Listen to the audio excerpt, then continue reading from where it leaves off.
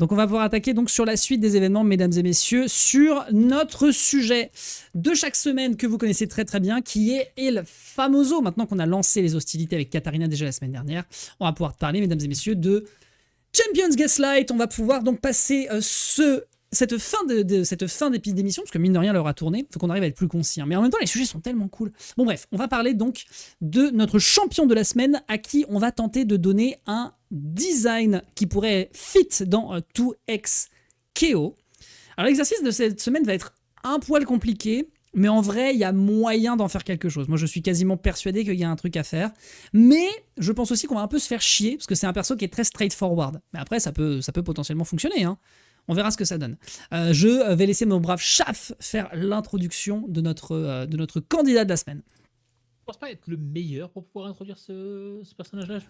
Je pense qu'au niveau des introductions... Et alors tu sais quoi, on va te faire un exercice intéressant. Tu as 30 secondes, t'as peu d'infos sur lui, mais vas-y, fais-nous une annonce de catcher, une annonce d'entrée en scène de catcher. C'est un type qui... Mesdames et messieurs. Oui, c'est vrai ça. Ladies and gentlemen. Voilà. Ouais, ça aurait pu Allez, faire, mais... T'as 30 secondes, respire un grand coup et vas-y. On s'en fout. Ladies and gentlemen, on arrive au champion Gaslight. À ma gauche, un mec barbu qui incarne des animaux et qui peut changer. Mesdames et messieurs, je vous présente... Comment il s'appelle déjà? Udir. Udir. Et c'est l'entrée d'Udir, mesdames et messieurs. Alors évidemment, à la droite, il n'y a strictement personne à part Macron et on l'emmerde. Donc Udir va donc faire son entrée sur le Champions Gaslight. On rappelle, un petit rappel rapide pour vous, mesdames et messieurs, sur les personnages que nous avons établis dans notre tier list la dernière fois. Bon, alors on peut être d'accord ou pas d'accord, mais je vous la mets quand même un petit peu sous les yeux pour que vous vous rendiez compte. Mais voilà notre haut de peloton. Ah, c'est pas du tout ce que je voulais faire. Attendez. Notre haut de peloton va donc... Mais c'est une folie. Bon bah tant pis. Bah du coup je non, ne mais peux tu pas... vas y arriver. Je peux pas vous montrer ce que je veux comme je veux ou... Ah si, je peux. Donc le haut du peloton, mesdames et messieurs, qui vont être les premiers personnages dont on va vous parler, ce sont ceux-ci. Et donc Udir y figure. On rappelle que la semaine dernière, nous avions fait Katarina et on avait envisagé un personnage très centralisé autour de sa mobilité avec ses shunpo et d'un système de charge avec le nombre de couteaux qu'elle laisse sur le terrain. Et j'étais assez content. J'étais assez content de la proposition. Et là, cette semaine, c'est un peu plus simpliste. C'est un petit peu plus simpliste, pour la simple et bonne raison que Udir, c'est un perso qui est quand même assez linéaire, mais qui est quand même très très chouette dans son design et qui d'ailleurs est assez attendu de certaines personnes, et on va regarder du coup les vidéos juste après qui en parlent. Udir, mon brave Chaf, pour toi, petit rappel, League of Legends, c'est pas trop ta tasse de thé, donc Udir, tu vois pas trop de qui on parle. On est bien d'accord. Donc je vais rapidement vous faire la lecture, mesdames et messieurs. Udir est le plus puissant des gardiens des esprits. Il communique avec l'ensemble des esprits qui abritent Freljord. Il comprend leurs besoins avec empathie et il est capable de canaliser, de transformer l'énergie éthérée pour alimenter son propre style de combat primitif. Il cherche l'équilibre intérieur pour que son esprit ne se perde pas parmi les autres, mais il cherche également l'équilibre à l'extérieur, car le paysage mystique de Freljord ne peut prospérer qu'avec la croissance engendrée par le conflit et la lutte. Udir sait qu'il faut faire des sacrifices pour tenir à distance la stagnation des temps de paix. Bon.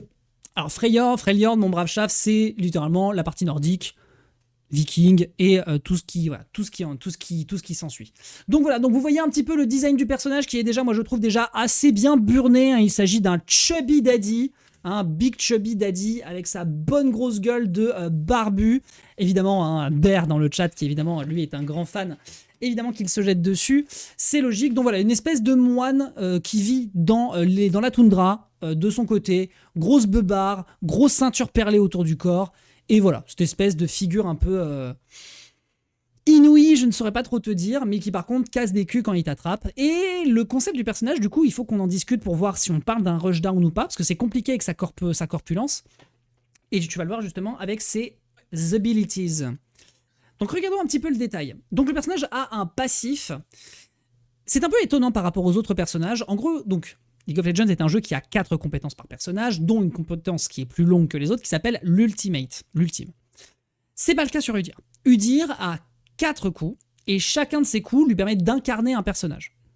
Voilà, d'incarner du coup donc ce qu'ils appellent non pas plus des esprits animaux, mais qui sont maintenant en fait les demi-dieux. En fait, il peut incarner les demi-dieux du jeu, et les demi-dieux du jeu sont, dans un premier temps, Anivia, qui effectivement est un demi-dieu dans le lore de League of Legends. Udyr, qui est un ours qui balance des éclairs, qui est aussi un demi-dieu. Et ensuite Ornn, qui est un forgeur, une espèce de forgeron. Faut penser à Héphaïstos d'une certaine manière. Qui a du coup des cornes de bélier, qui correspondent du coup à son E-spell. Et enfin, un autre qu'on ne connaît pas vraiment, qui est le sanglier de fer, Ironboar, qui est pour l'instant pas incarné particulièrement dans le jeu de League of Legends. Voilà, globalement, un petit peu pour les demi-dieux qu'il incarne. Et chacune des touches qu'il fait va donc lui permettre de faire des moves qui dépendent des incarnations qu'il va avoir. Donc toi, je te laisse mouliner dans ton répertoire de personnages, pendant que je présente du coup les sorts du perso. Donc il a un passif qui s'appelle Canalisation des esprits. Udyr possède 4 compétences de base qu'il peut utiliser pour changer de posture. Alors attention, on rappelle que posture en anglais c'est stance.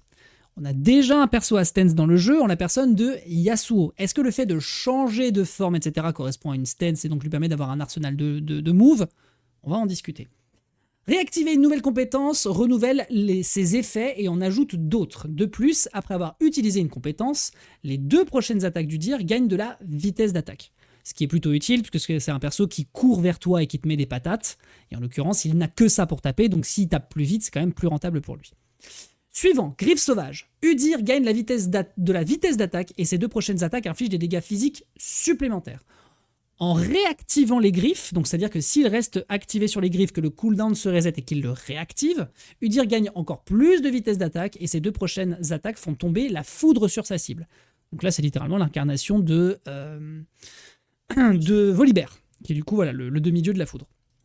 La cape de fer. Udyr gagne un bouclier et ses 2 prochaines attaques lui rendent des points de vie. À la réactivation, Udyr gagne un bouclier encore plus puissant et récupère des PV selon ses PV max en quelques secondes. Donc ça, c'est encore une fois, quand tu veux rester défensif, tu maintiens ta défense, tu es récompensé pour ça avec un peu de vie et un peu de bouclier. Ensuite, le piétinement flamboyant, donc là c'est Ornn. Udyr gagne de la vitesse de déplacement. Donc ça, c'était autrefois l'ours qui lui faisait, ça le faisait courir. Donc en fait, il fait une ruée sur l'adversaire. Et sa première attaque contre chaque cible étourdit celle-ci. Et ensuite, il peut le réétourdir après un certain cooldown. Réactivation, Udyr gagne encore plus de vitesse de déplacement et devient immunisé contre les effets immobilisants pendant quelques secondes. Donc ça veut dire qu'on peut avoir un perso qui peut résister à certains crowd control. À garder en tête. Potentiellement, voilà, il ne pourrait pas se faire repousser ou que sais-je. Ça lui permettrait en fait d'avoir de l'armure, tout simplement. Et enfin, le dernier. On va en venir. Et enfin, le dernier, tempête spirituelle. Udyr s'entoure d'une tempête glaciale, donc là on parle d'Anivia, blessant et ralentissant les ennemis proches, donc c'est une AOE autour de lui. Réactivation, Udyr renforce et libère la tempête. Elle suit alors les ennemis et inflige des dégâts supplémentaires.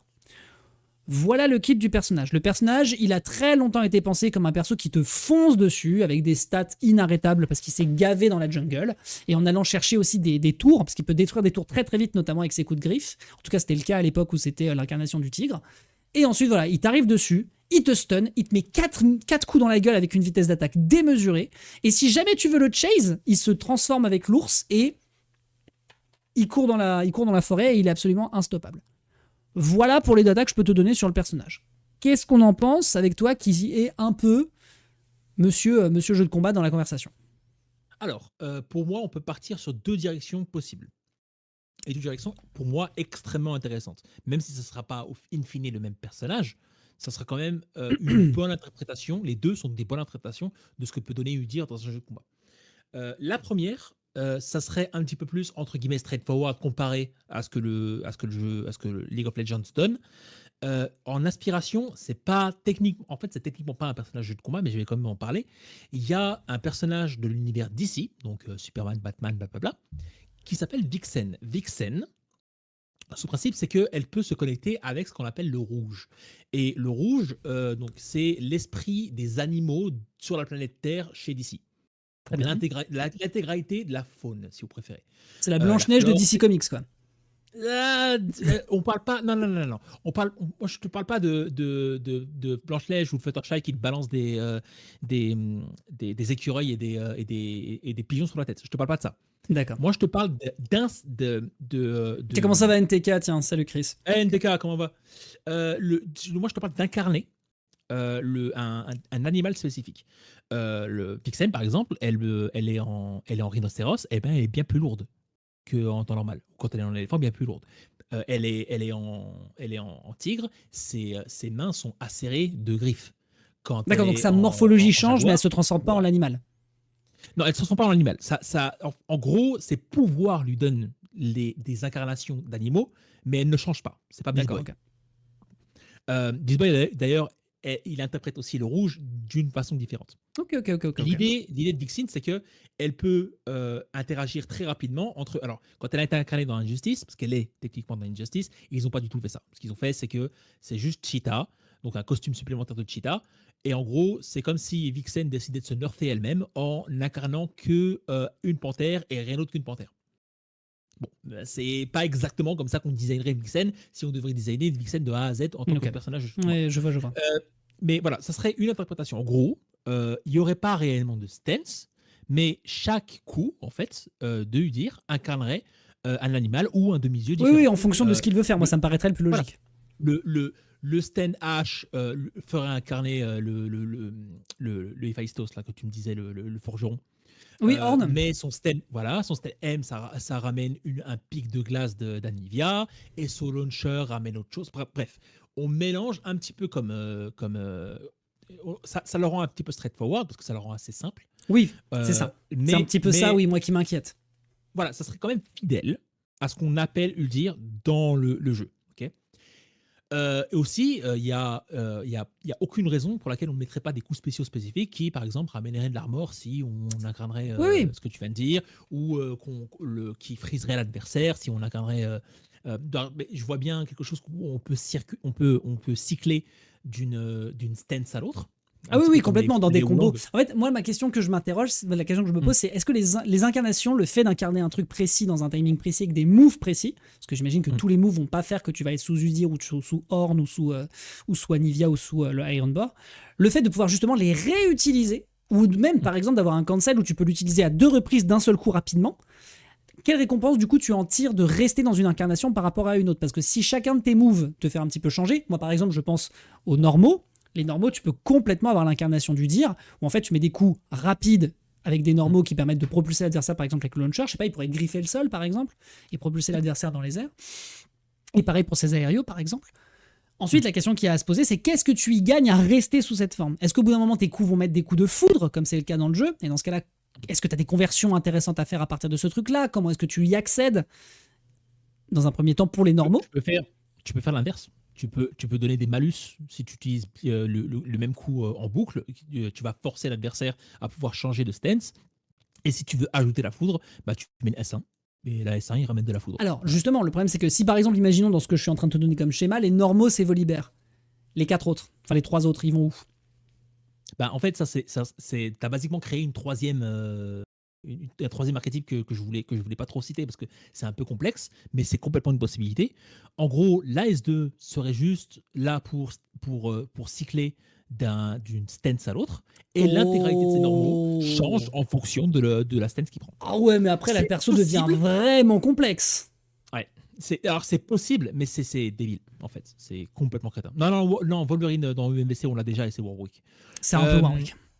Mais enfin c'est possible, mais ça serait vraiment stupide. En fait, ça a déjà existé, principalement dans Place Blue. Le perso 9 peut contrôler 4 éléments différents, donc le feu, l'air, bon, c'est Avatar quoi. Et donc en fonction en fait de ce qu'elle choisit, en fonction de ses éléments et en fonction de quel élément elle a en stock, et ben ces normaux n'auront rien à voir. D'accord. J'imagine. D'ailleurs, les Ouais. gens dans le chat, hein, si j'avais des suggestions sur les persos, n'hésitez pas. Oui, Hein, évidemment, s'il vous plaît. c'est un truc collaboratif qu'on puisse un petit peu l'imaginer entre nous. Donc, Ouais, tu as on est- effectivement le fait de pouvoir envisager. Non, mais en vrai, ça devient méga riche. Après, ça devient beaucoup trop riche, même d'ailleurs, de vouloir L'East envisager Chaos, ce je pense que truc-là, quoi. ça rentre pas dans le. Oui, je pense que ça rentre pas. Je pense que c'est beaucoup Ouais. trop complexe. Il y a des persos très compliqués sur League of Legends, notamment Aphelios qui lui a 4 sets d'armes. Mais là, je pense que c'est un tout petit peu trop énervé. Puis là, justement, la simplicité du truc, c'est t'appuies sur un bouton et t'as des actions différentes. Donc, justement, moi, je me dis, les normaux, imaginons, pour Volibear, voilà, que ce soit même Oui. dans les airs ou autres. Les spéciaux, tu peux peut-être partir éventuellement sur Anivia, qui peut balancer un truc de freeze ou que sais-je, etc., etc. Par exemple, la tornade, tu peux par exemple être dans un premier temps, te mettre dans cette stance et ensuite tu peux balancer un projo comme une mini tornade, un petit peu comme ce que fait Yasuo avec son wind wall et ensuite il crée la tornade. Je vois Imaginons. où tu veux en venir, mais je suis pas méga fan de l'idée. Pour la Oui, simple et j'entends. bonne raison que le truc, c'est que tu fais séparer énormément les coups spéciaux d'autres coups, enfin les esprits, si tu veux, tu les fais séparer. Genre, Hmm. un esprit ne s'occupe que des normaux, un esprit ne s'occupe que de la spéciale 1, un esprit ne s'occupe que de la spéciale 2, et Ouais. d'autres esprits ne s'occupent que de la super. C'est Oui, c'est trop c'est pas sectorisé, je très vois ce que tu veux dire. équitable. C'est pas très équitable. Au Hmm. final, on verra bien plus donc une incarnation qu'une autre. C'est pas exactement ce qu'on veut Ouais, du je suis dire. d'accord. On veut qu'il incarne les 4 transformations de Hmm. manière cyclique. Il y a la troisième solution qui existe, que personnellement c'est ma préférée, moi j'aime bien. En gros, c'est un moine, donc on le fait battre comme un moine. Ok, en Hmm. soi, l'intégralité de de ses coups normaux ont rien qui change. D'accord, il n'y a rien qui change fondamentalement en fonction de si il prend une stance ou l'autre. C'est le même launcher, le même M, le même L, etc. Il n'y a pas d'effets spéciaux. Par contre, on va dire, on va prendre Baez 2, et Baez 2, il fait un coup spécial où il peut changer sa stance. Ok, Ouais. et il fait ce qu'on appelle un cycle, un petit peu comme les Wulong, dans le sens où tu ne peux pas décider si tu vas en mode feu, si tu vas en mode. Excuse-moi, hein, là, je parle en mode élément, mais imaginons, on parle de 4 éléments distincts, Oui, oui, tout à distinctifs. fait. Tu ne décides pas de si tu vas directement en feu ou si tu vas directement en air, mais à la place, il y a un ordre. Et l'ordre, c'est au feu, air, au feu, air, terre. Et après avoir passé à terre, juste après, tu passes à eau. Un peu comme ce que fait Voilà. Sora avec ses projectiles dans Smash Bros. C'est C'est un peu l'idée. forcément Fayaga, Thundaga et Blizzaga. Voilà, c'est l'idée. Et l'idée aussi de ça, c'est que la S2, tu changes et tu mets aussi certains. Enfin, la bas S2, tu changes et tu mets certains coups spéciaux sur avant S2 si tu veux, ou ce genre de truc. Mais l'intégralité de ces coups spéciaux sur la S1, par contre, ils changent radicalement en fonction de la stance que tu as Hmm. choisie. Et là, je commence peut-être à visualiser un truc parce que en soi, actuellement, Yasuo est un personnage à stance. Bon, très bien. Supposons qu'on veuille rester peut-être dans l'idée de stance vis-à-vis de Udyr. Et là, pour le coup, j'imagine un autre truc qui est de, effectivement, tu as cette roulette en permanence de Udyr, Ironbore, Ornn et Anivia. Et chaque fois qu'il active la stance, le coup suivant qu'il va faire en conséquence de la stance va être dans cette roulette. Et du coup, tu dois pouvoir envisager des cycles dans tes combos qui vont forcément se faire en fonction de ce truc-là. Alors, uniquement au sol, puisqu'on rappelle que tu peux pas stance dans les airs. Mais là, en vrai de vrai, on obtient des trucs de con. Là, on obtient vraiment des trucs de con. Tu vais basiquement décrire Nine dans BlazBlue sans le savoir. Et c'est un game design, c'est complètement faisable. L'idée que j'avais était un petit peu tout autre. Le principe, c'est plus. En fait, c'est moins Nine du côté de BlazBlue et Ouais. plus Idol du côté de Killer Instinct. Je m'explique pour les gens qui ne connaissent pas Killer Instinct. Idol est un personnage qui a 2 têtes. Et donc ces 2 têtes incarnent un espèce de sauvageon combattant. En fait, c'est un ogre, d'accord. Mais cet ogre-là, d'un côté, il est un sauvageon qui a une grosse masse et qui fracasse tout sur son passage. Ok. Et de l'autre, il y a un mage. Et en fonction de quelle tête tu actives ou quelle tête est activée, tu as des coups spéciaux qui. Enfin, surtout, tu as des. Euh, oui, principalement des coups spéciaux qui n'ont strictement rien à voir les uns les autres.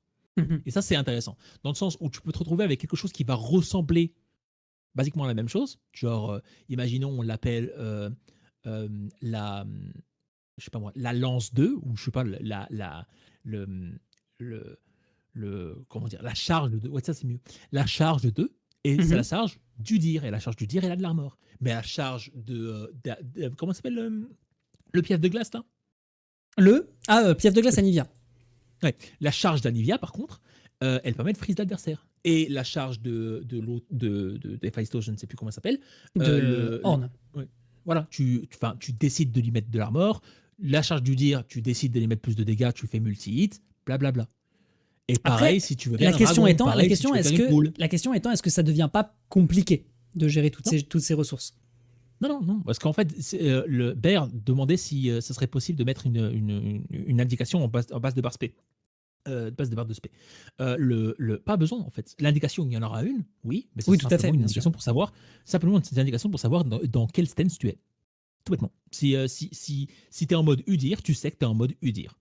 Voilà. Tu peux faire en sorte d'avoir un espèce de compteur qui force le joueur à systématiquement changer de stance à la fin. ou tu peux ne pas changer de stance du tout et tu laisses le joueur faire ce qu'il veut. C'est les deux. Sachant sont que ça, du coup, tu complètement- le trigger avec un bouton. Donc toi, tu pensais par exemple à Down S2. Donc qui, du coup, fondamentalement, un système de stance. Ouais, de S2, ouais. Mais en fait, le problème avec le mot stance, on est très chiant parce que vu qu'on est une communauté de 30 ans, on a inventé plein de termes qui se rentrent en contradiction avec d'autres. Et quand on dit stance, on parle pas de la même chose quand on dit stance et quand on dit stance. Et c'est très très chiant en fait. Le Gen est un personnage à stance, mais c'est pas un personnage à stance comme Yasuo. Mhm. Tout Yuji comme Aki n'est Oya pas est un un pe- personnage. tout comme Aki n'est pas un personnage à stance comme Yasuo est un personnage à stance. Le principe de Tout à Gen, fait. Gen est un meilleur exemple sur Street Fighter. Si on doit parler vraiment de Street Fighter, le meilleur exemple de personnage à stance 2 comparé à personnage à stance 1, Ah. c'est Gen. Le principe de Gen, c'est que son moveset change complètement en fonction de sa stance. Il n'a pas les mêmes normaux, il n'a pas les mêmes spéciaux. C'est comme s'il maîtrisait deux personnages à la fois. Un Mhm. peu Zeku, si les gens ont joué à Street Fighter 5 ici. Je regarde très rapidement ce Zeku que est comme dit ça. Bear, comme dans Gohan, dans DBFZ qui évolue, mais sinon il Non, utilise non, des non. barres, plus il devient violent. Et pour le sujet, un perso à Had, je mets ma carte sur Gnar parce que j'aimerais trop une mécanique de rage qui se charge quand il frappe et il se fait frapper, qui le rend plus On violent va en en méga parler. et plus On rapide va et en volatile en mini Gnar. Ça, on en avait rapidement parlé quand on avait fait la On en a tier parlé. list. Les changements d'hitbox, c'est un peu Ah, délicat. tout dépend en fait. Mais bon. Enfin, je vais juste Après, c'est pas notre sur sujet, Gnar, si c'est un peu à la Chopper, ça me dérange pas. Si c'est à chaque fois qu'il fait un buff, il grossit, ouais, là c'est chiant. Mais en soi, il parlait de Gohan de Oui. Fighters. Eh ben non, parce qu'en fait, Gohan, il récupère des niveaux. Il a maximum 7 niveaux. Et plus il récupère de niveaux, plus il est fort. Oui. Oui, ses coups spéciaux changent et il a une priorité qui change en fonction de ses coups spéciaux, mais il ne peut pas revenir en arrière, il ne peut pas revenir niveau 1. C'est pas ce qu'on dit. Ce qu'on dit, c'est que l'intégralité des niveaux, l'intégralité des stances, ont une utilité spécifique. Oui, c'est Gohan, ça. non. C'est-à-dire il peut librement swapper entre eux d'ailleurs, Ah. par ailleurs. Gohan, non. Dès qu'il est niveau 7, tu n'as pas besoin du tout de passer de niveau 1 à niveau 2. Donc en gros, Il ce est qu'on est niveau en 7, train de t'es juste dire, pété. c'est que le personnage aura 4 kits différents, qui sont en soi, parfois ça peut être juste être une considération esthétique, mais par contre au niveau du spécial, au niveau des spéciaux, c'est là où ça fera toute la différence. Donc du coup, le launcher, le machin, tout bouge. À la rigueur, il pourrait peut-être y avoir un effet additionnel, genre des légers dégâts supplémentaires quand t'es en Udyr, parce que ça fait de la foudre autour de lui, etc., pourquoi pas. Le stun de Horn, le fait de plus stun l'adversaire, qu'est-ce qu'on en fait, par exemple? Armor. Tu dis Armor. Armor? Soit armor, ouais. Moi, je pensais à Armor, ouais. Un point d'armure sur une action précise, ouais, sur des moves spéciaux. Il y a un autre truc aussi. Tu ajoutes plus de hit stun. Ou alors, un move qui fait par exemple, sur d'autres stances, tu fais tomber l'adversaire quand il touche. Tu lui donnes un soft knockdown, ok. Et quand il Oui, s'agit du le personnage S1 que tu viens pourrait de citer, changer en fait. Le S1 pourrait changer Yep. particulièrement, mais tout le reste je resterait lui le donne même. un arm knockdown. Oui, tout à fait. Et une priorité différente quand il touche. Et les griffes de Volibear pourraient, par exemple, là tu en parlais légèrement avant, il pourrait y avoir un système de multi-hit sur des trucs précis. Il pourrait y avoir un multi-hit précis pour pouvoir justement mixer au niveau de la garde. Quid de l'Iron Bore qui est surtout pensé défensif? Armor. Là, armor. Donc c'est là où il y a de l'armor, pas le bord. Enfin, du coup, pas Horn. Non, Horn, non. Non, mais Iron Donc Bore, dans ce cas-là, ce qu'on peut discuter nous ensemble, c'est quels sont les 4 différents spéciaux de S1. Alors, Parce que, moi, et de S2 plus, d'ailleurs. Ouais, alors moi je vois plus 2 coups spéciaux qui changent de priorité en fonction de quel Oui, c'est ça. Tu es. D'accord, oui, parce que le 2S2, au final, fondamentalement, ça n'est pas un spécial, c'est juste le changement de stats. Non.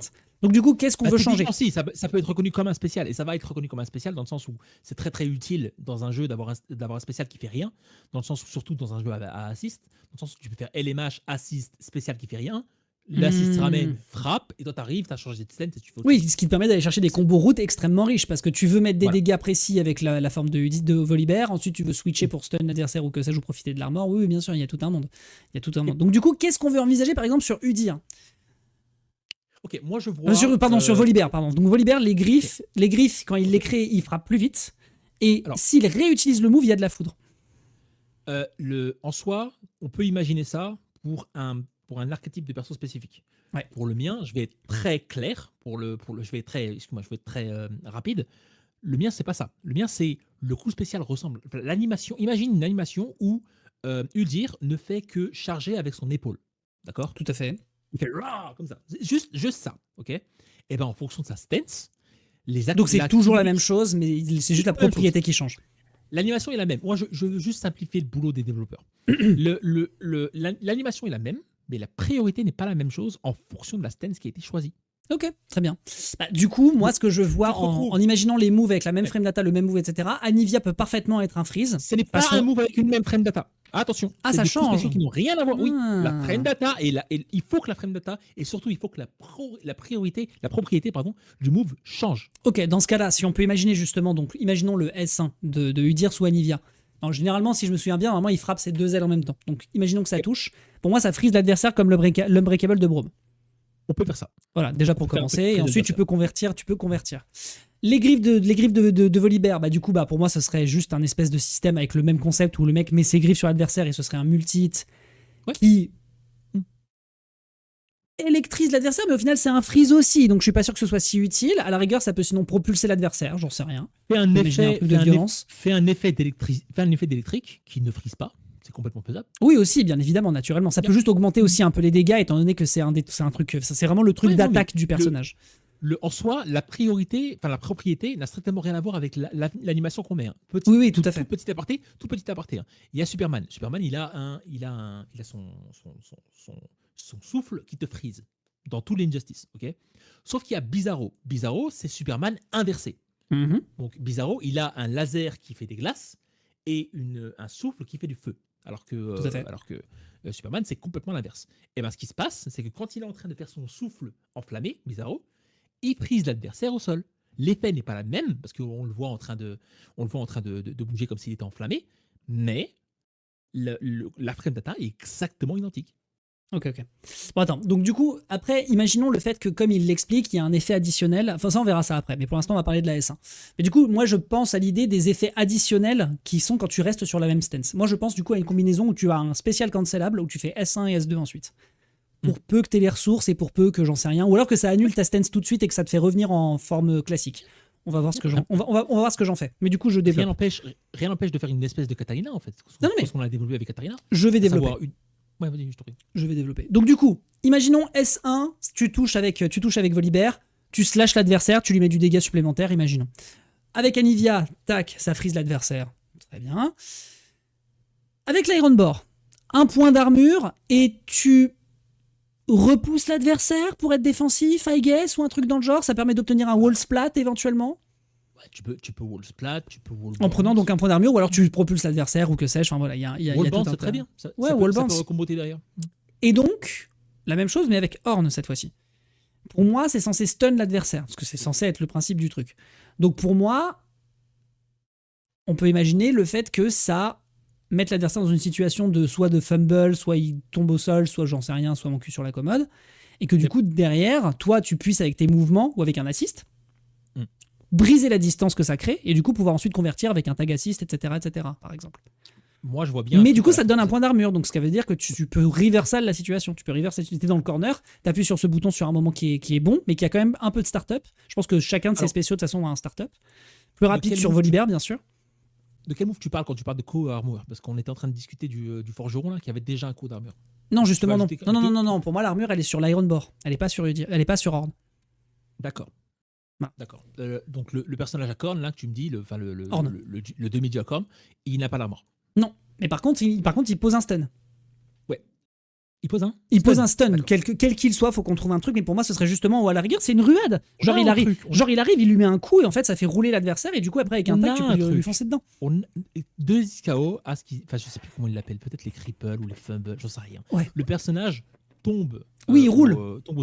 Il roule pas. Non. Je parle pas de ça. Moi, je parle d'un truc qui ressemble à ce qui est frappé quand tu fais une focus attack dans Street Fighter 4. À savoir, le personnage tombe sur ses genoux.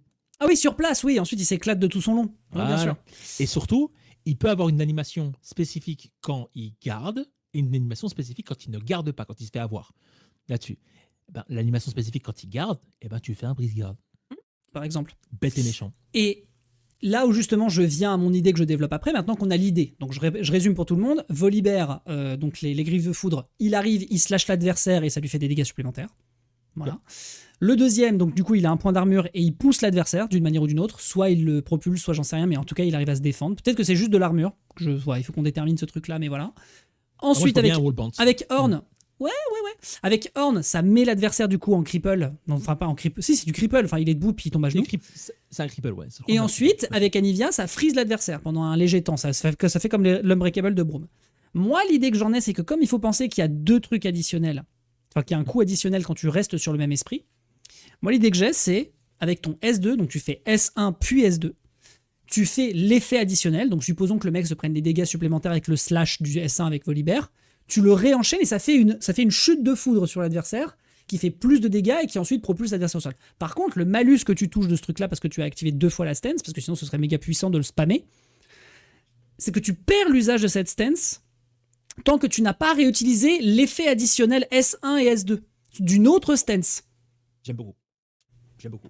Moi, dans ma tête, ça me paraît bien. Genre, tu veux utiliser Volibear pour un burst de dégâts, tu n'arrives pas à tuer l'adversaire ou que sais-je, tu dois d'abord recréer une situation dans laquelle tu peux réutiliser ton spécial 1 avec un autre perso, puis le S2 ensuite, pour pouvoir ensuite perdre cette stance et en réutiliser une autre. Ce qui veut dire que tu vas devoir conditionner tes choix à je veux être défensif avec l'Iron Bore, je veux être freezer, etc. pour avoir du contrôle du cripple sur l'adversaire avec Anivia et autres, etc., etc. Donc du coup, S1, S2, explosion de foot sur Volibear. S2 avec les points d'armure que tu as avec l'Iron Bore, l'Iron Bore, ça peut être j'en sais rien. Qu'est-ce que tu as comme effet? Parce que dans le jeu, il a de l'armure et il régénère ses points de vie, donc ça on va éviter. Honnêtement, je ne serais pas contre le fait que si tu actives donc ce fameux S1, S2 là, tu n'as plus du tout accès, mais genre du tout, à la stance que tu as faite pendant le round. Cooldown. Non, un cooldown. Tu veux mettre des cooldowns sur des... Ah okay. Oui. C'est complètement faisable. Il y a des cooldowns sur plein de jeux de baston. Mais ils sont visibles, ça se voit comment? Ouais. Ça peut se voir de manière visible, ça peut se voir avec un effet, ça peut se voir avec plein de choses. Tu prends... Qu'est-ce que j'ai comme exemple de cooldown? Forcément, il y a Grand Blue, mais Grand Blue, c'est plus ça, c'est carrément une mécanique dans le jeu, donc ça compte pas vraiment. Petit changement de scène. Oui. Ouais, donc c'est pas forcément la même chose, mais ouais, l'idée de forcément attendre avant de relancer un coup spécial, oui, il n'y a rien de nouveau. Non, mais ok, d'accord. Donc si jamais c'est possible, pourquoi pas. Moi, j'imagine même que ça pourrait être supprimé pour le round. Parce que si ça fait beaucoup de dégâts, voilà. Mais après, le problème, c'est qu'il peut y avoir beaucoup de situations de neutrales qui peuvent être casse-couilles, etc. Mais bon, bref, on peut l'imaginer ensuite et le développer. Non, j'aime ça aussi, dans le sens où tu donnes accès à un coup assez fort 4 fois. Oui, c'est pas mal. Pas mal. Moi, je trouve que c'est pas mal. Donc, du coup, imaginons ensuite, donc, pour l'Iron Bore, donc tu as un point d'armure et tu repousses l'adversaire. Et du coup, l'Iron Bore ensuite... Qu'est-ce que tu fais une fois que tu as consommé ton point d'armure ou que sais-je? Je sais pas trop. C'est un peu compliqué. Attends, je te remets le visuel de l'Iron Bore si jamais t'as ouais, envie. Mais en fait, je pige pas parce que j'ai l'impression qu'on confond Iron Bore et l'autre en fait. Alors, Horn, c'est pas l'Iron Bore. Bah oui, mais quand je disais tout à l'heure que Horn n'était pas l'Iron Bore, tu me disais non, c'est pas lui qui a de l'armor. Et tu me disais oui, c'est lui qui a de l'armor. C'est l'Iron Bore qui a de l'armor parce que dans le jeu, ça lui donne de l'armure et ça lui rend des points de vie quand il tape l'adversaire. Oui, mais donc je considérais que c'est cette mécanique défensive là. Ouais, mais je voulais pas mettre au stance qui avait de l'armor, je voulais pas lui mettre un cripple. Tu veux lui mettre... Mais on lui a pas mis un cripple. Non. L'Iron Bore, on a dit que ça repoussait juste l'adversaire. Il a un point d'armor et ça le repousse. Donne-lui un wall bounce, mais ne donne pas un cripple et de l'armor à la même stance. Non. Là, pour moi, c'est armor juste pour repousser l'adversaire, façon Darius. Mais quid du S2, du coup? Qu'est-ce qu'on fait avec ce truc-là? L'adversaire est en wall bounce. Qu'est-ce que tu convertis après avec le S2 de l'Iron Bore? Qu'est-ce qui t'empêche de mettre des coups classiques de moine qui n'a pas de pouvoir, en fait? Genre, l'intégralité de la S1, tous les mouvements de la S1, que ce soit avant S1 ou arrière S1, se modifient en fonction de la stance que tu as. Oui, bien sûr. Donc, tu as un dragon différent. Mais ça, ok, d'accord. Différent. Mais dans ce cas-là, qu'est-ce qu'il fait sur sa S2? Et la S2, c'est un moine, il peut faire 36 trucs. Et tu prends le... Comment ça s'appelle Ayun dans Xrd. Ben là, c'est pareil. Il a une espèce d'axe kick qui a une espèce d'arc avec ses pieds. Ouais. Il a des attaques physiques. Et donc, dans le cas de notre personnage, qu'est-ce qu'on veut faire? On veut envisager, par exemple, qu'il puisse, j'en sais rien, mettre un gros coup au sol, etc. Ou un truc dans le style une fois que l'adversaire est plaqué. Parce qu'on rappelle qu'il y a beaucoup de hit stun une fois que quelqu'un se prend un wall splat. Hein. Il est quasiment garanti de retomber au sol. Bah, j'aime bien le stomp. Un stomp. Un stomp à 2 points, genre il tape avec ses 2 points. Je crois d'ailleurs que Vi l'a déjà aussi d'une certaine manière, mais elle le fait pas de manière aussi violente. Ouais, non mais genre il écrase le sol avec ses pieds, peu importe. Un stomp un OTG quoi. Ouais, voilà, un OTG. Okay. ou un moyen d'amener le personnage adverse soit en situation de... Comment ils appellent ça dans le jeu? Tu sais, quand ton adversaire tombe sur le coin Oui. et a son dos sur le coin. Ah oui, oui. Je ne sais plus comment il l'appelle. Je n'ai plus le nom non plus, il faudrait que je regarde le détail. Ça, c'est vrai qu'il faut que je l'apprenne pour le commentaire. Ouais. Ok. Bon, on peut partir un petit peu là-dessus. Et là, du coup, le truc d'Orn, en l'occurrence, c'est qu'il est invincible lorsqu'il le réactive quand il fonce sur un mec avec Orn pour stun l'adversaire sur des... Il est incapacité. Enfin, les trucs incapacitants. Donc, moi, évidemment, dans le jeu, je vais pas imaginer qu'il ait aussi de l'armor puisqu'on vient d'en parler. Par contre, je vois bien une immunité aux projectiles. Mais si l'adversaire est cripple, du coup, ça colle pas. Parce que si l'adversaire est cripple et qu'il est face à toi, qu'est-ce que tu fais ensuite avec ta S2 ? Moi, j'ai pas. Pour moi, c'est ajouter un chapeau à un chapeau en fait. C'est genre s'il a déjà un cripple et si, en plus de son cripple, tu peux mettre quelque chose qui va casser la garde de l'adversaire. Alors moi, sinon, ce que je peux voir, c'est que S'il comme décide c'est de un mettre la bélier garde. et que c'est une course inarrêtable, pour moi, c'est juste que tu peux, par exemple, le choper pas en command grab parce que l'adversaire est déjà au sol, mais juste tu le grabes, enfin, ça fait une espèce de grab, donc ce serait techniquement un command grab, et ensuite tu fais comme ce que fait Braum avec son espèce de surf de glace et tu corner carry l'adversaire. Donc, on a un move qui peut faire de l'armor. Non, il n'y a pas d'armor sur Orn. Il y a pas d'armor. Ce que tu me dis à chaque fois que tu confonds. Je ne pige pas ce que Je tu me dis. je te remonte les moves du perso. Dis, vas-y. Ça, c'est l'Iron Bore. Ça correspond du coup au point d'armure qui wall splat l'adversaire et ensuite il y a un stomp. Ça, c'est Orn. Orn, il te fonce dessus avec ses cornes de bélier. S'il touche, ça te stun. Mais il faut déjà toucher parce qu'il n'y a pas d'armor. Et ça t'est récompensé par un cripple. Ouais, alors pourquoi ajouter autre chose à ce... Là, on parle bien Là, je ne parle que du personnage bélier qui n'a pas d'armor. Okay, je parle que de celui-là. On parle de Orn, donc. On parle de Orn. Donc, Orn a un cripple. Oui. Okay, s'il touche avec le S1. S1. Au sol. Et accessoirement, avec exactement le même move, il a aussi un casse-garde. C'est-à-dire plein de jeux de combat ont ça. En gros, l'adversaire est en train de garder le coup qui naturellement cripple. Au lieu d'avoir une garde classique, il se retrouve en block stun très longtemps. Ah, mais tu parles de fait comme si tu chargeais un heavy dans TXKO, en fait. Par exemple. Donc ça, ce serait le S2, si jamais tu vois que ça rentre dans la garde. Si ça rentre dans la garde. Pourquoi ajouter autre chose?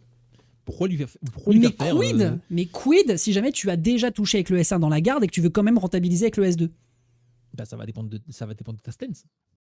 Mais là, je te parle de celle de Orn, Chaf. On n'est pas sur toutes les stances. Là, je te parle de la S2 de Orn. Elle fait quoi si tu touches et que tu as déjà touché avec S1 dans la garde? Parce que si l'idée, c'est que S1 est gardé et S2, l'adversaire, force à lui s'il a encore gardé, il perd sa garde et du coup, il y a une ouverture. Quid si j'ai déjà touché avec S1? En soi, je ne ferai pas des frames qui me permettent de faire S1, S1. S1, S2, tu veux dire?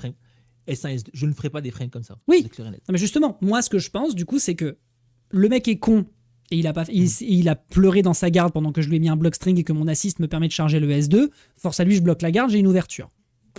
Très bien, je suis d'accord. Moi, ma take, c'est que si tu touches la S1 et que tu veux faire la S2 derrière, en fait, tu fais une ruée de bélier, exactement comme fait Braum avec son surf de glace, et tu auto-corner carry, peu importe où tu es sur le terrain, tu corner carry et tu mets l'adversaire dans le coin. Ok. Voilà. À partir du moment où tu décides de gaspiller entre guillemets ta stance, oui. Oui. Ça te corner carry. Imaginons tu es en train de. T'as un reversal entre guillemets automatique si tu arrives à toucher le stun. Ouais. Mais il n'y a pas d'armor, donc c'est un vrai risque. Moi je pensais que le gaspillage de stance que tu me parlais, en fait, c'était le même pour toutes les stances. Mais oui, toutes. Absolument. Une fois que tu as corner carry l'adversaire avec le S2, tu perds l'usage de Horn pendant un certain temps. Donc, qu'est-ce qui se passe quand tu fais S1, S2, quand tu as Anivia. Anivia. Quand tu as Anivia, il se passe quoi? Bah justement, il faut qu'on en parle, parce que c'est lui qui nous reste. Voilà. Donc celui qui nous... en train de parler. Donc voilà. Pourquoi faire en sorte que alors, tu as déjà... Techniquement, on a déjà 8 coups spéciaux rien que pour le perso. Et tu vas en ajouter 4 autres? Bah oui, non mais réfléchis. Il y a son arrière S1, imaginons. Arrière S1 change à chaque fois en fonction de la stance. Il y a son avant S1 qui change à chaque fois en fonction de la stance. Okay, et il y a tous les persos n'ont pas des arrière S1 ou des forward S1. Il peut avoir un bas S1 à la place, ça revient au même. Après, ces trucs-là, on peut neutral S1. Après, ces trucs-là, on peut considérer qu'il n'y a pas de grande modification en fonction des uns et en fonction des autres. Non mais tu veux faire en sorte d'exploser la stance pour que tu n'aies plus accès à ça, mais Ouais. tu as accès à un move spécifique en explosant la stance. Et que tu veux que ce move spécifique-là change en fonction de la stance que tu as activée. Mais là, c'est ce qu'on est Pourquoi c'est ce qu'on est en train de discuter depuis le début de la conversation. Non, mais c'est pour ça que c'est très clair. Pour ça que je dois le dire de manière extrêmement claire. Oui. Pour moi, il n'y a pas besoin. Tu peux très bien faire un seul move qui va exploser la stance que tu as à l'heure actuelle. Et ce move-là, c'est un éclair qui arrive. Oui, mais du coup, on l'active comment? Moi, je pensais justement à S1, S2, mais c'est exactement ce dont on est en train de parler. Qu'est-ce que tu fais à me matrixer? T'es en train de me... Je sais, en franc qu'on est en train de se gaslight mutuellement. Mais oui, t'es en train de me gaslight. Moi, depuis tout à l'heure, je ne te parle que de la combinaison S1, S2. Non, mais, S1 qui est un move qui change en fonction de la stance, et ensuite tu te récompenses sur la stance sur laquelle tu restes en utilisant du coup S2. Point barre. Je pige. On est toujours bon là-dessus? Parce que après les forwards et les forwards, enfin imaginons les forwards, on s'en branle, enfin les spéciaux, enfin 4 S1, 6 S1, ces trucs-là, pour moi c'est marginaux, c'est les trucs qui seraient pas additionnels, etc., etc. Ou alors on peut les envisager d'une manière, mais voilà, pour moi ça ne bouge pas. Pour moi ça bouge pas particulièrement parce que déjà le personnage est simple. Donc le fait d'avoir déjà un gros arsenal de spéciaux simples, sans rajouter un 4S1 ou un 6S1 ou un down S1 où je m'en branle, c'est déjà pas mal en termes de richesse. IMO. Je suis d'accord. IMO. D'accord. Voilà. Et donc, Anivia, le S1, coup de L, ça frise l'adversaire. Ça le met comme l'Unbreakable de Braum d'une manière ou d'une autre. Yep. S2, normalement, la signature d'Anivia, c'est censé être une tempête de glace qui tourne comme ça, une espèce de vortex sur une zone spécifique. Donc pour moi, je le verrais comme un truc en mode... Ça fait juste une grosse explosion de glace sur une zone précise, sachant on rappelle que tu peux pas utiliser du coup S2 gratuitement. Tu dois d'abord avoir touché avec S1 pour avoir accès au S2. Le S2 servirait à rien. Ok? Donc du coup, oui, j'imagine que ça fait un vortex de glace et en fait le vortex propulse l'adversaire vers le haut et ensuite tu peux convertir après le airborne. Tu peux par exemple sauter et aller chercher des aériaux. Ouais. Voilà. Ouais, c'est l'idée. Bon. C'est pas trop mal. Non, c'est bien. Bon, après on peut imaginer les super. Bon, moi évidemment l'ultime, moi le premier truc auquel je pense, c'est que qu'il attrape son adversaire et il utilise les quatre demi-dieux en même temps pour lui péter la gueule. Ouais. Bah, ça c'est évident. Genre il y a les 4 esprits qui sortent d'un seul coup de son corps et puis après le mec se prend coup sur coup. Après S1, S2. Mais en fait le problème de Super 1 et Super 2, c'est qu'encore une fois il a pas de coup très très notoire. Donc en soi, ou alors. Les propriétés de sa Super 1 peuvent changer en fonction de la stance qu'il a, mais ça serait pas grand chose, quoi. Ça serait globalement la même idée, mais juste avec une propriété différente, plus de dégâts avec Volibear. J'en sais rien, enfin particulier. En fait, sur ce truc-là, j'ai pas d'avis particulièrement défini, quoi. Moi, j'aime bien. En fait, juste pour l'aspect esthétique à la rigueur. Ouais, moi j'aime bien l'idée qu'on change de propriété totale de super en fonction de la stance, mais que S1, S2 ne fait aucune différence. Ça sort exactement la même super. Voilà. Oui, l'ultime, je suis d'accord, c'est une combinaison des 4, ça on s'en branle, quoi. Attends, pourquoi je suis pas follow, mais j'en sais rien, NTK, tu me snobs, j'en sais rien. J'ai pas dit ça, Alex. Ce que je te dis, c'est que les persos ont Super 1, Super 2. Ultime. Ouais, je ne parlais que des super, je parlais pas de l'ultime. Level 1, Super 1, Level 1, Super 2. Moi, je vois bien Udyr avoir sa Super 1 et sa Super 2, à savoir Level 1 pour les deux, qui est exactement la même chose, mais chaque stance, en fait, on va avoir des propriétés différentes. Oui, d'accord, mais la grande question étant du coup quoi? Parce que plus de dégâts avec Volibear, l'Ironborn, quoi d'autre?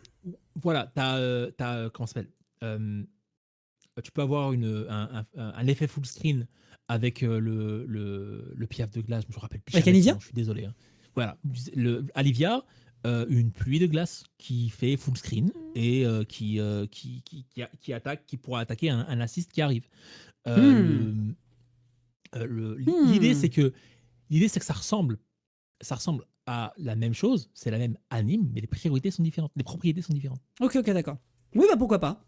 Après, évidemment, on va pas s'amuser à faire tout le listing parce qu'il est déjà 23h et que ça fait 3h30 qu'on est ensemble, mesdames et messieurs. Mais globalement, et on a l'idée. Et on a l'idée. En fait, l'idée, voilà, c'est vraiment les spéciaux permettent de changer la stance et de faire des trucs différents. Donc, du coup, on résume. Volibear S1, coup de griffe et ensuite explosion de foudre et tu perds du coup ta stance une fois que tu as consommé la S2. Yep. Sur l'Ironborn, je propulse l'adversaire en profitant d'un point d'armure pour me sortir d'une situation délicate et ensuite je peux le stomp, ce qui peut le propulser et ensuite chercher des routes de combo potentiellement. Après, on rappelle que c'est une spéciale et les spéciales, normalement, tu es censé ne rien avoir derrière à part une super à la rigueur. Oui. Le Horn, du coup, cripple et puis ensuite corner carry, exactement comme le fait Braum. Et enfin, Ouais. Anivia, je freeze l'adversaire et ensuite je fais une explosion de glace qui airborne l'adversaire. Par contre, du coup, je perds la stance. Et on imagine que Par les exemple. super permettent aussi d'aller chercher des trucs en conséquence. Voilà, avec un cooldown sur les stances pour qu'elles reviennent. Ou alors, moi, ma take, ce serait que tu crames une stance en premier pour récupérer l'autre ensuite. Mais ça, après, ça, c'est moi qui l'envisage. Faudrait insérer les éclairs quelque part, parce que ce serait quand même cool. Peut-être à la fin de la S1, quand tu décides de sacrifier ta stance. Avec eh ben, S2 Ouais, voilà, avec S2, au lieu de faire des sur chaque stance, eh ben, tu fais le même. Oui, oui, tout à fait. Voilà, ça peut être 36 trucs. Non, tout à fait. Donc voilà, qu'est-ce qu'on en pense vous de votre côté, hein, n'hésitez pas à vous exprimer sur le sujet parce que c'est du technique. Moi je kiffe. Moi pour le coup là on a galéré un peu mais on a réussi à trouver des trucs un peu straightforward qui sont stylés. Après je réfléchis, bon bah ce serait un perso qui serait certainement un peu big parce que c'est un gros chubby bear. Donc j'imagine qu'il aurait certainement une corpulence à la Darius très légèrement, peut-être pas à la Braum. Ah il est quand même grand, il faudrait que je vérifie sa taille mais en tout cas voilà. Mobilité ok, mais par contre avec les stance, je rappelle qu'il gagne de la mobilité. Donc en soi, il peut effectivement faire des trucs, notamment dans ses dashs, mais globalement, sinon, il va quand même se traîner le cul, quoi. Je pense qu'on n'a pas besoin de partir sur des trucs comme ça de vitesse d'attaque ou de vitesse de déplacement.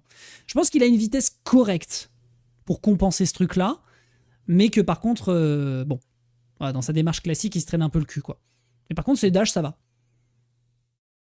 Voilà. Sachant que je le vois très très bien quand il te dash dessus, parce que dans le jeu, il t'arrive dessus avec ses moves. En fait, il a ses mains comme ça. Donc avec les griffes, etc., ça peut être stylé en fonction de la stance qu'il possède. Par contre, en termes d'animation, et les mecs de League of Legends avaient déjà dit à quel point c'était casse-couille, le perso, à animer et à faire, etc., c'est beaucoup de boulot.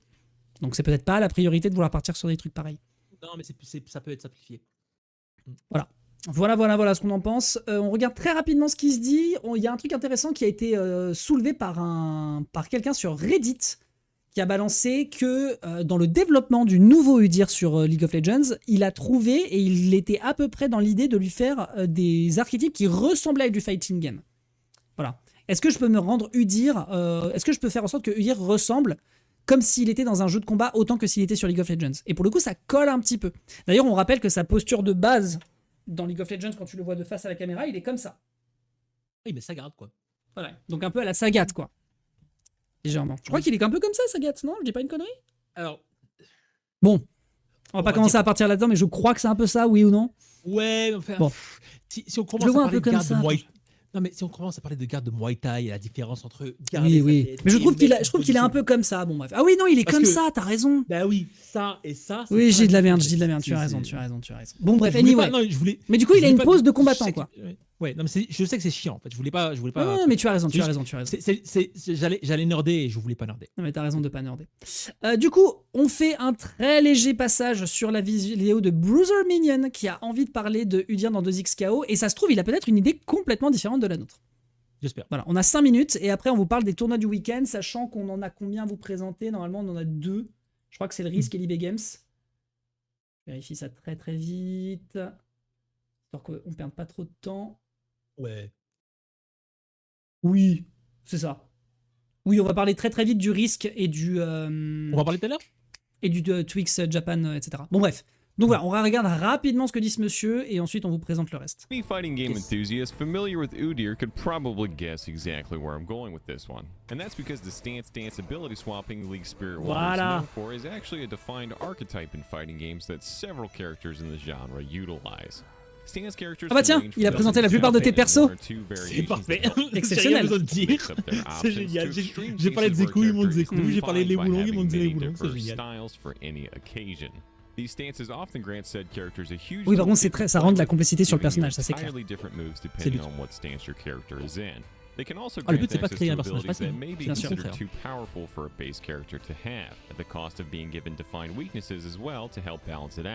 And finally, perhaps most importantly for these characters, they allow you to continually switch stances, showing off poses that would make even the Joestar family proud. So I think it's fair to say that this fits Udyr's base almost too perfectly not to use. And with this core archetype in mind, let's see if we can shape the kit of everyone's favorite Spirit Guard into a fleshed out ability set worthy of Riot's. C'est génial parce que là, il a imaginé comment serait le personnage dans le jeu de profil et ça, je trouve ça vraiment stylé. C'est très bon, très très bon. qu'est-ce qu'il a Starting pensé off with lui? Udyr's bear stance, his Q ability is Wilding Claw. Udyr gains new attacks and his next 2 autos deal bonus physical damage. On recast, he gains more attack speed, and the next 2 attacks call lightning to strike Bon, his ça en l'occurrence, c'est target. compliqué à This adapter stance directement. is his go-to damage source when on top of his opponents, to quickly tear into them with a flurry of slashes thanks to the attack speed buff. Voilà, donc ça c'est quand il le réactive. Donc tu vois, c'est vraiment ce truc-là, c'est que ça bloque l'adversaire et tu le réactives et tu fleuris le mec avec des grosses But for décharges a de fou. fighting game, we'll want to more embody the idea and feeling of each stance while fully fleshing them out as standalone fighting styles with their own full sweep of abilities. For bear stance, rather than just speeding up his attacks, let's give Udyr a full assortment of slashing abilities to encapsulate that up-close and personal style. My pitches here are a slashing barrage for his damage out. Voilà, par exemple, ça peut être intéressant. Ce truc-là, voilà, en S2, ça pourrait être nickel. Parce que du coup, tu touches une première fois et tu convertis ensuite derrière. A standard reversal uppercut Bon, évidemment, and il y a un a dragon, slashing oui. dive kick style attack. Plus, when he transitions into bear stance or reactivates its awakening ability, it could add the same lightning charged effect for a short duration, which could make his normal attacks multi-hitting, making it much easier Oui, dans tous les cas, il faut mettre de la foot quelque part, ça on est to d'accord. convert his normal hits into higher C'est bien qu'il y ait damaging Chun-Li, c'est pas cette bonne combos. idée que j'avais d'ailleurs. Moving into Même si boar Chun-Li est pas un stance, we perso have stance. W Iron Mantle. Udyr gains a shield and his next 2 attacks heal him.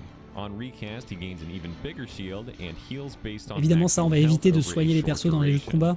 This one, of course, is Udyr's defensive ne option in pas League, éviter. allowing him to block Oui, oui, incoming bah Warwick se damage soigne and hein, s'il recuperate utilise a bit l'ulti 3 sur before he goes Bloodlust. Hein. back on the Enfin, la offensive. Super 3 sur Bloodlust. Personally, I would La prefer the plupart du old temps, school Alors, turtle la style here, plupart but du temps, le either way healing, would c'est function tellement similarly. surfait que tout le We monde- would want him tout le to monde fit s'en into that same slow and steady feeling with some defensive options and other fighting game staples. Ouais, tu vois, par exemple, c'est un contre. Léo- Ce serait, Léo est un ce serait une forme de contre, hein. Ça pourrait être une forme de contre au final. Hein. Léo est un excellent exemple. En vrai, le S2 pourrait être un pari. Tu as un point d'armure et l'adversaire ensuite se fait contrer. Et si jamais tu le consommes de manière bête, comme un pari, tu peux te faire punir. En vrai, C'est d'autant bien, dans le sens que Léo a été réfléchi comme le guile. For the activation and awakening ability makes si this vous one dire an qu'on veut armor réfléchir ability comme to le power guide de through l'histoire, enemy c'est attacks uninterrupted. Mais ça pourrait être un contre, And for hein, the j'aime beaucoup turtle l'idée, hein. stance ability suite, my choices are a slower barrage of punches rather than a full flurry of bear stance. A counter Non, on for avait la another même idée. defensive tool to reverse aggro. Ah, tu vois ce and truc-là, oui. finally add a command Ah, j'aime bien grab to l'idée. round things off, which to me just Oh mais oui, feels c'est littéralement ça. Bon, en l'occurrence, c'est Honda, mais du coup, t'as un stomp juste après. Bon, en l'occurrence, ça ce serait un wall splat, appropriate mais for the style. Up next is his Ram Stance and E, Blazing Stampede.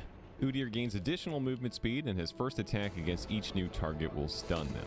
Ouais. Recasting gains even more movement speed and immunity to immobilizing effects. Mais du coup, il for a peut pas few être immobilisé, seconds. ouais. As you could expect, this stance is his mobility option with the added bonus of powering through CC, while also tacking on a little CC of its own. So when we swap over to the Projectile side, we can keep mobility at the forefront of Ram Stance as well.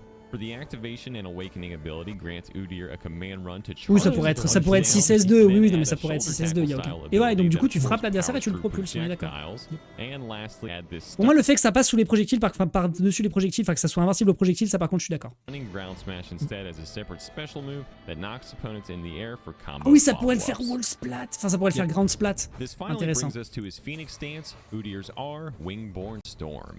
Udyr surrounds himself in a glacial storm, damaging and slowing nearby enemies. Recasting empowers and unleashes the storm, causing it to track enemies and deal additional damage.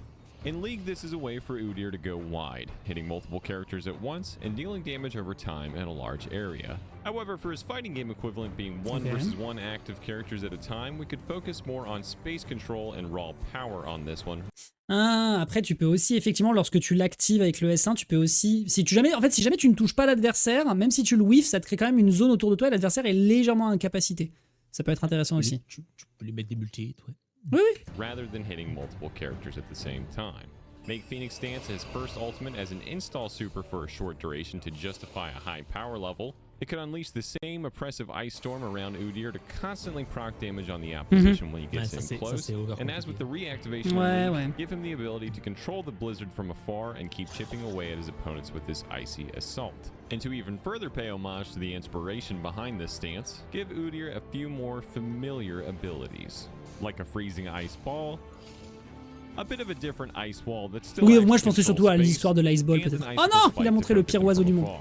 Il a Then montré lastly, as a Headshot. separate secondary ultimate, give Udyr a cinematic super that he can activate from any stance that sees him transitioning through and attacking with Oui, each non mais of ça his oui, ça on en avait déjà parlé, ça c'est elements l'ultime to ça. take down his opponents Oui, ça serait in a l'ultime, ouais, bien sûr. stance style. Bon, on a plus ou moins les mêmes idées, à quelques détails. On a À, plus ou moins les mêmes à idées. quelques détails, on a plus ou moins les mêmes idées. Bon, j'aime bien, écoute, parce que, intéressant. Après, l'idée qu'il propose, ce serait une proposition. Ça ne veut pas forcément Non, dire évidemment, que- et puis la nôtre est aussi également un poil différente de ce qu'il propose. Mais très intéressant, en tout cas, la façon dont il envisage ce truc-là, j'aime beaucoup. Moi, j'aime beaucoup la façon dont il le... J'aime beaucoup la façon dont il le mentionne. Bon voilà, écoutez, c'est notre proposition sur Udyr, donc effectivement un personnage à stance d'une certaine manière, qui permet en tout cas sur ses spéciaux de faire des choses différentes. Ses normaux ne changeraient pas particulièrement, mais par contre, en fonction des spéciaux qu'il utilise et comment il les convertit, ça pourrait permettre d'aller chercher des trucs, du freeze, de mettre l'adversaire dans des situations sur le corner, de changer aussi au niveau des supers, ça pourrait être également intéressant, parce que du coup tu consommerais tes barres avec un peu plus de gourmandise. Donc pour le coup, assez cool.